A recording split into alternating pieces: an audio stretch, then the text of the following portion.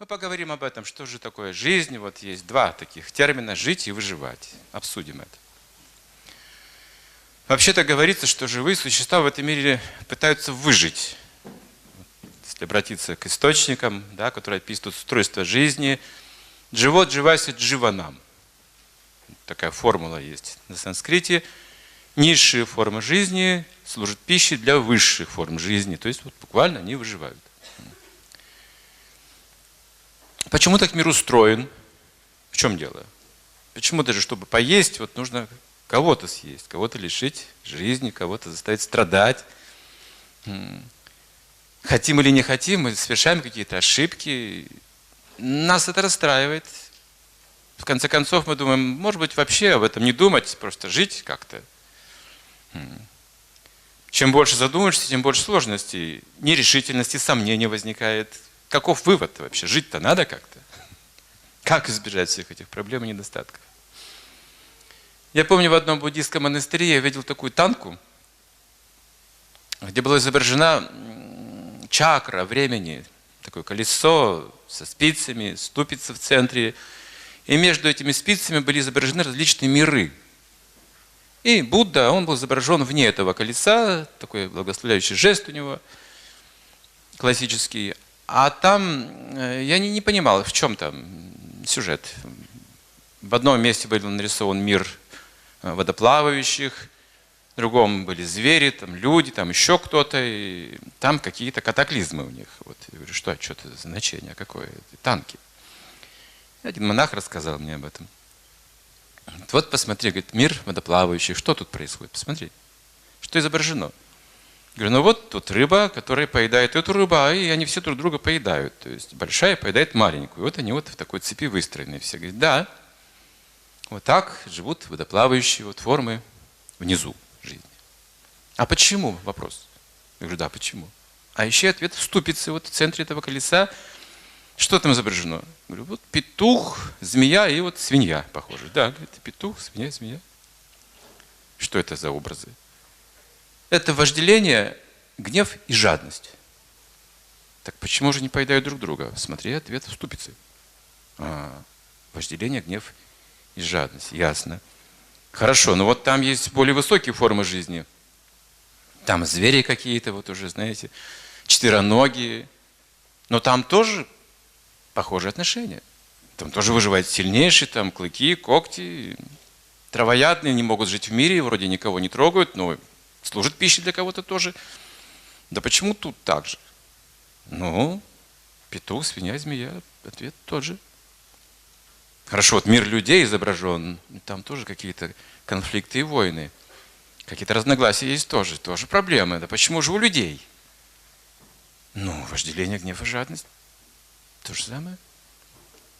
А это что за мир четвертый? Это мир богов, куда стремятся люди. Некоторые, кто верит в это.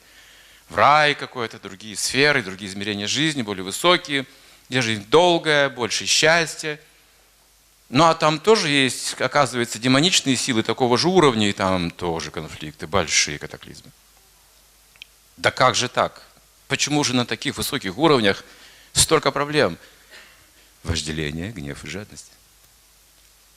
И только он находится вне, это Будда, значит, вне этого колеса со спицами и ступицей.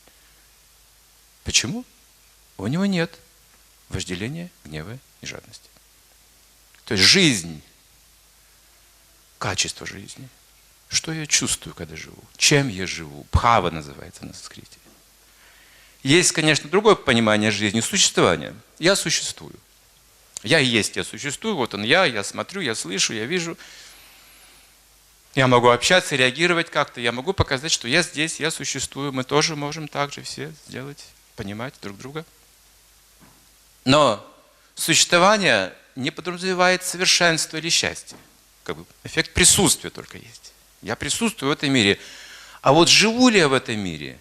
Это другой вопрос. Это указывает на качественное измерение моего существования. Что я привношу в эту жизнь? Являюсь ли причиной беспокойства для кого-то или страха? Что я излучаю? Вожделение, гнев, жадность или что-то другое? Что же называть жизнью? Например, я чувствую голод. Я так чувствую, что я живой, пора есть. Я устаю, нужно отдыхать, ложусь спать. Я чувствую, вот мне нужен сон. Вот она моя жизнь. Я также привлекаюсь противоположным полом, мне нужна семья, дети, как у всех порядочных людей. Иногда бывает, как и неупорядочных людей, по-всякому бывает. Но это потребность. Уж как получится в жизни. Я не гарантирую, что все будет со мной хорошо, но мы попробуем. Если кто-то согласен пойти на риск с моей жизнью, давайте объединимся хоть на какое-то время, будем счастливы, может, попытаемся. Вот в таком качестве нерешительности, сомнений мы едим, спим, обзаводимся семьей. И что? Мы обороняем все это, мы защищаем свои мнения, свою позицию, свою собственность. Ожесточенно. Мы очень боимся за свое существование. Очень, очень боимся. Боимся потерять красоту, молодость, потерять деньги, это все равно, что потерять жизнь, потерять семью, потерять работу, мало ли что. Потерять себя боимся. Ну, мы сейчас перечислили 4 вещи, которые указывают на нашу биологическую природу.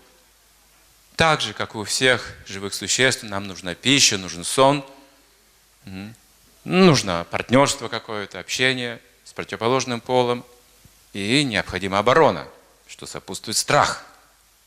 Все это поддерживается страхом, защищено страхом существования.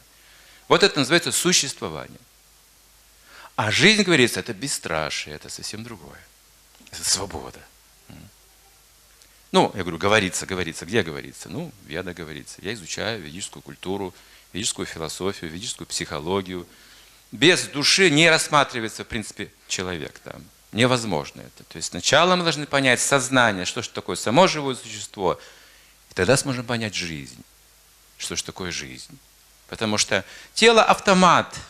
Мы находимся в этом теле как в автомате. Вот представьте себе, мы связаны с телом примерно так же, как, душа связана с телом, примерно так же, как юноша связан с возлюбленной девушкой. Что-то вроде этого. В этом теле есть разум, ум, затем органы чувств. Сами ощущения, они связаны с умом.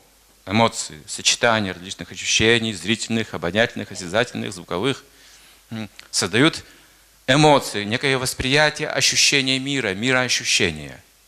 Комбинация этих всевозможных объектов восприятия.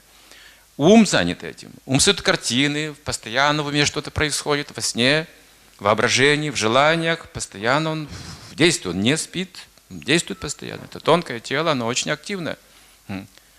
И тонкое тело определяет уже поступки грубого тела. Куда мы пойдем, чем будем заниматься, с кем общаться, как общаться. Это зависит от того, каково мое умонастроение. Как я это буду делать, что я буду делать. Например, нож. Нож – хорошая вещь или плохая вещь? Да вот зависит от того человека, в чьих он руках. От его умонастроения зависит. Сам по себе просто нож. В руках домохозяйки очень полезная вещь, порезать овощи, что-то сделать по дому, прекрасно, удобно, необходимо. И в руках убийцы это совсем другое. Это совсем другое. Представьте, гигантская разница, огромная разница умонастроения определяет наше уже движение, направление жизни, куда мы направим свою энергию. Зачем, то есть мы едим, зачем мы спим, зачем мы все это содержим, зачем, что мы защищаем, для чего, для какой цели, куда мы направим свою жизнь.